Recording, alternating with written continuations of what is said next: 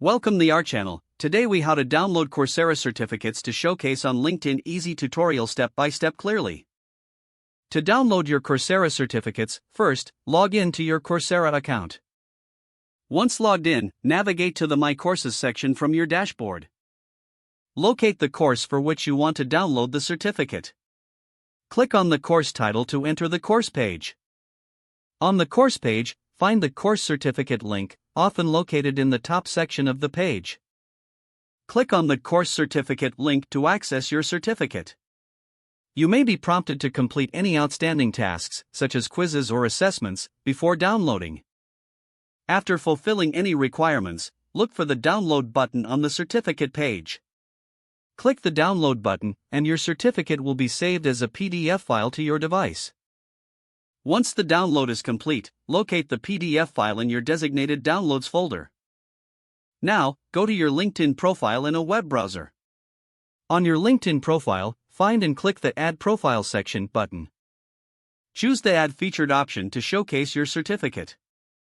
Click Media and then select the PDF file you downloaded from Coursera. Add a title and description to your certificate entry for clarity. Once you've filled in the details, click Save to add the certificate to your profile. Your Coursera certificate is now displayed on your LinkedIn profile for your network to see. Congratulations, you have successfully added your Coursera certificate to LinkedIn. If the page does not load, refresh the browser or try again in a private or incognito window. Make sure you are using the correct email address, then retype it carefully to avoid small typos. If your password is not accepted, use the reset option and create a new strong password you can remember. Check your spam folder for verification or security emails, then complete any requested confirmation steps.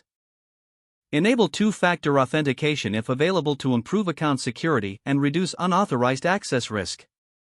After signing in, review your profile details so your contact information and settings are accurate and current. If you see an error message, note it down and try again after restarting your device and internet connection.